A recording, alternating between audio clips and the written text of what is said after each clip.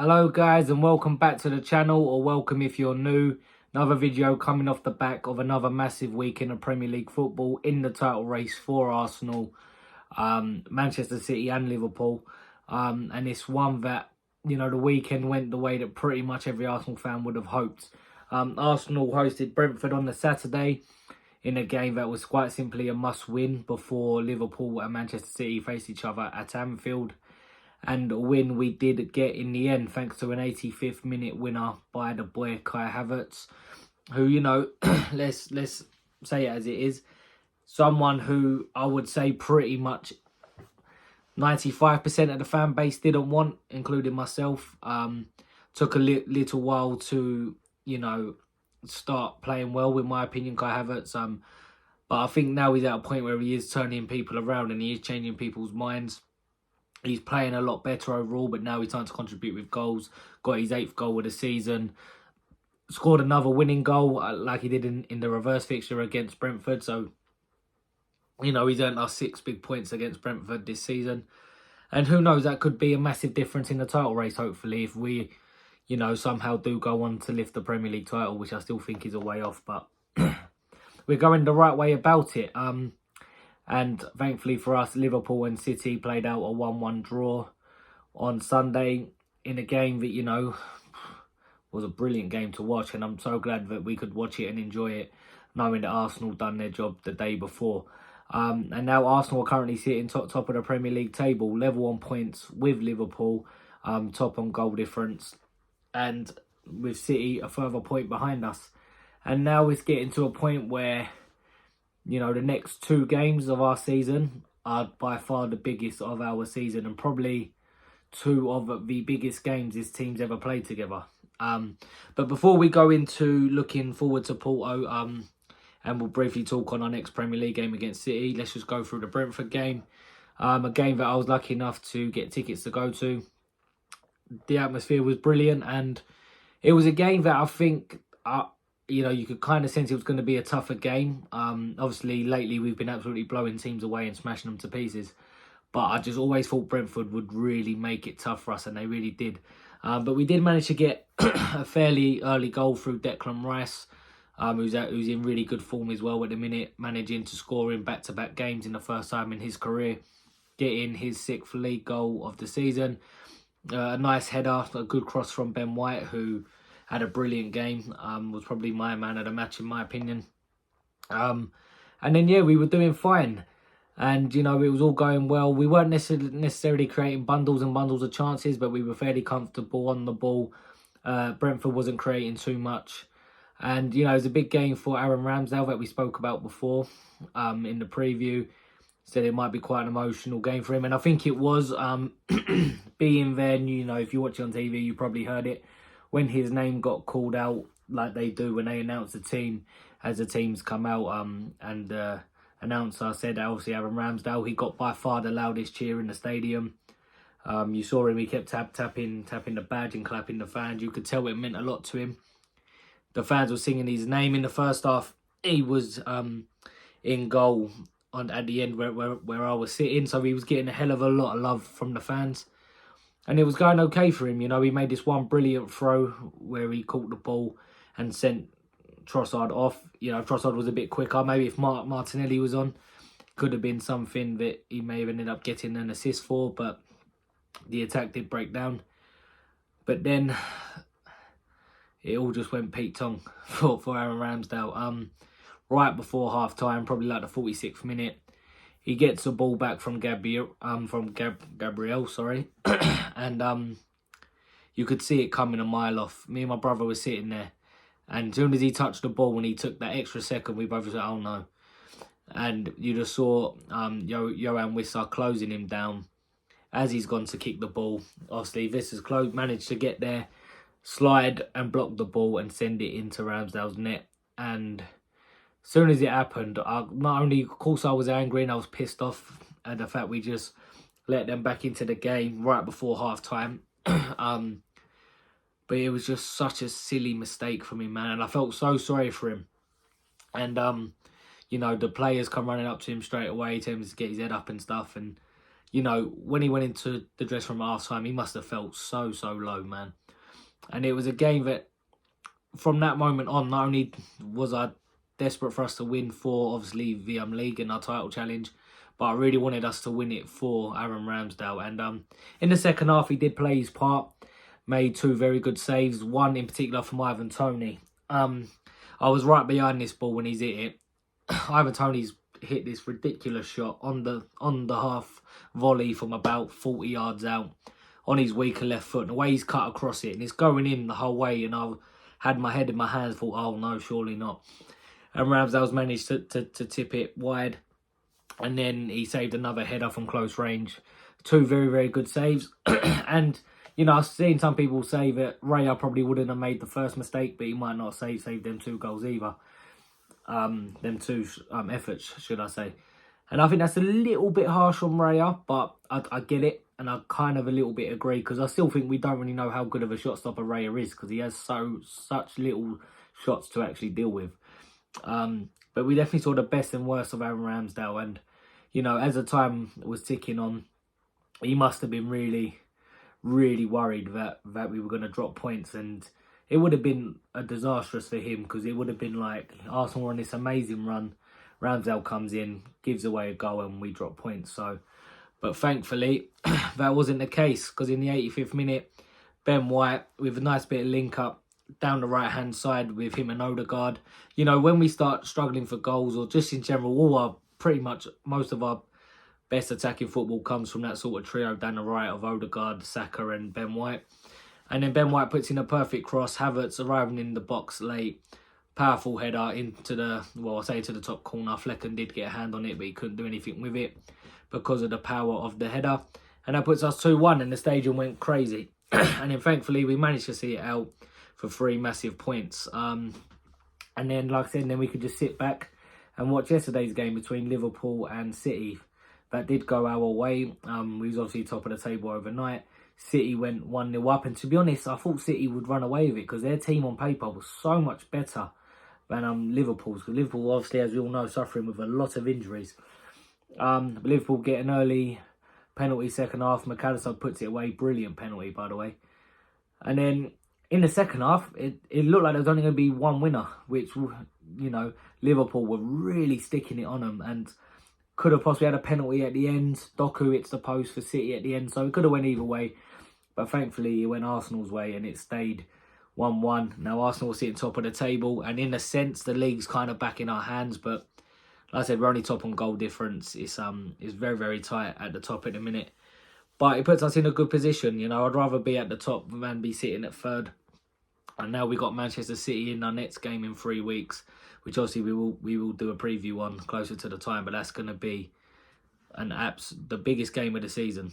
And yeah, hopefully it's one we can take advantage of. But just quickly, I'm going to run through the player ratings against Brentford, because I tend to forget when I'm doing another preview. I thought Ramsdale, bless his heart,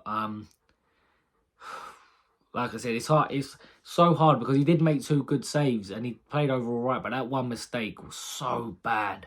So bad. See it coming a mile off, man. Saliba was right there, just passing the ball.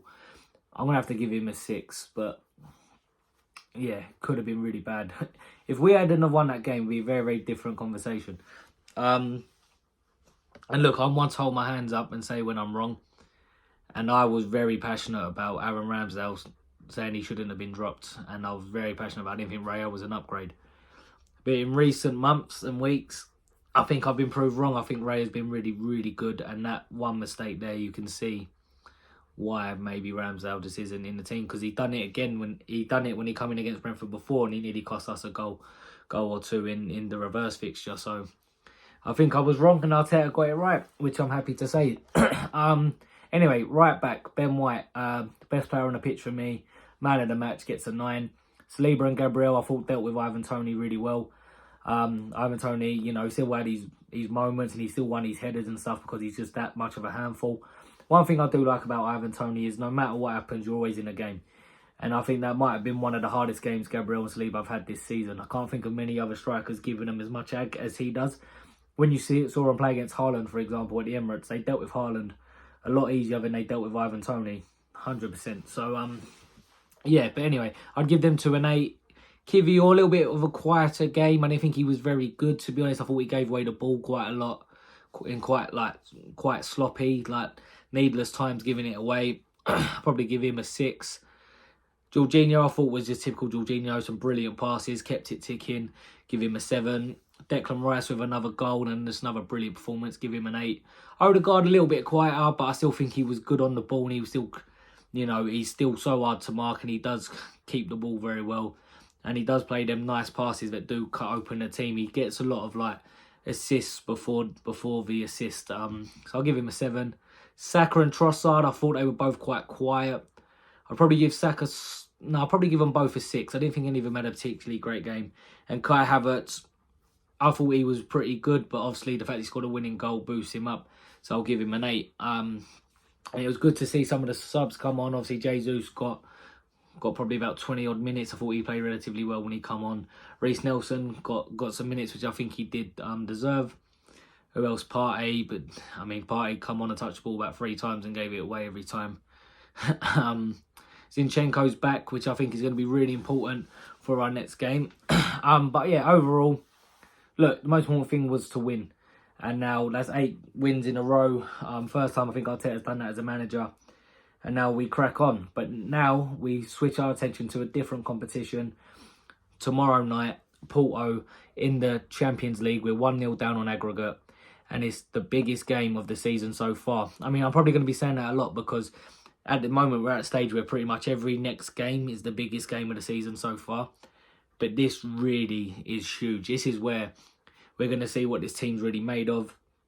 What they learnt last season, which it may sound a bit harsh because even they didn't play in the Champions League last season.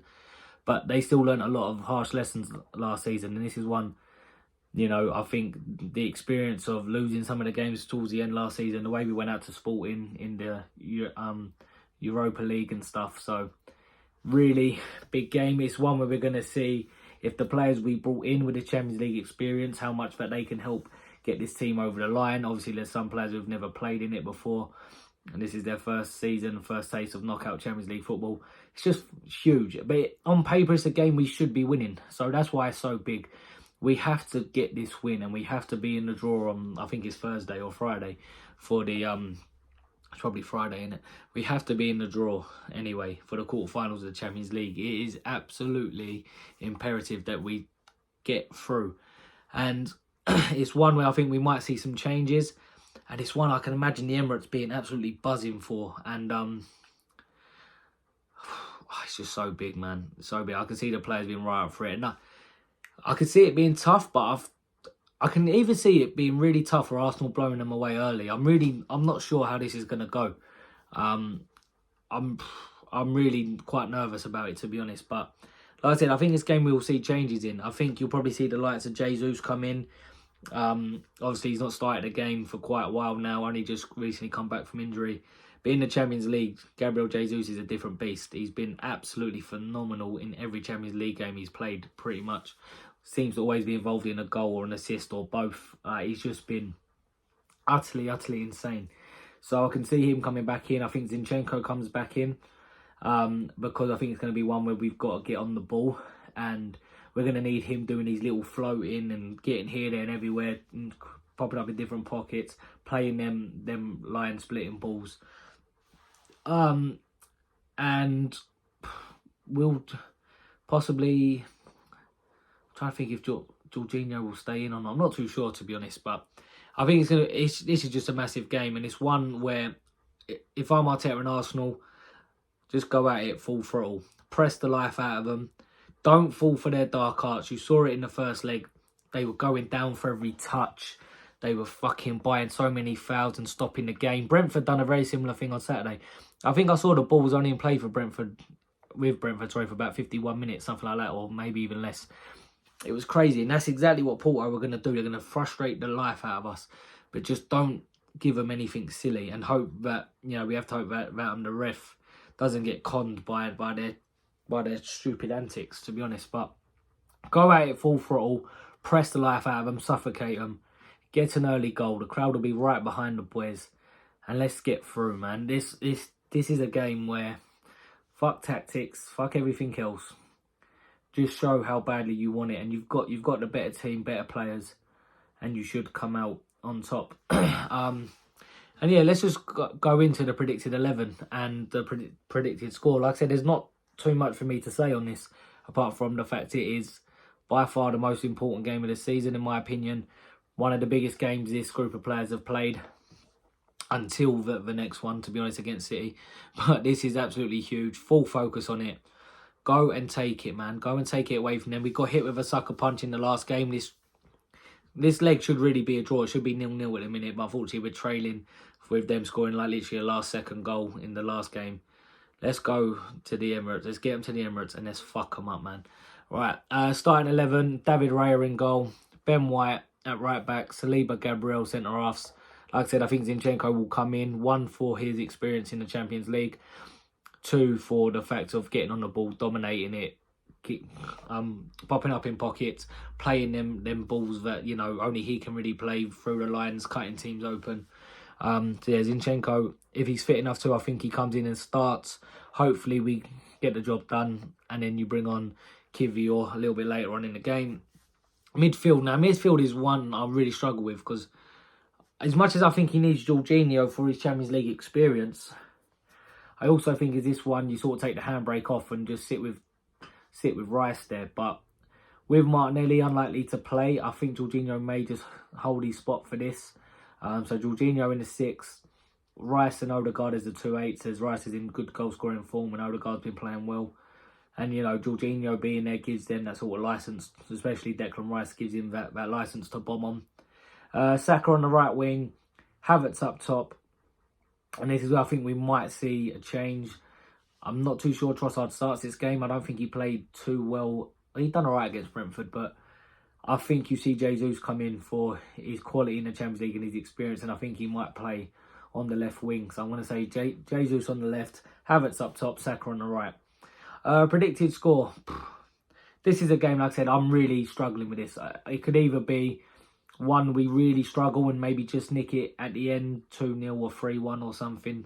You know, we have to win the game. And we have to win it by 2 goals. So this is really tough. Or it could be a game where we just turn up and absolutely blow them away with the atmosphere and the quality of the team. I am going to go 3-0 Arsenal, but anything in this game wouldn't surprise me. Wouldn't surprise me if we smash them. Wouldn't surprise me if we struggle and get past. It wouldn't surprise me if somehow we end up bottling it and getting knocked out. It's one of them I really struggle with. I'm not too sure what to expect. But hopefully a 3-0 win.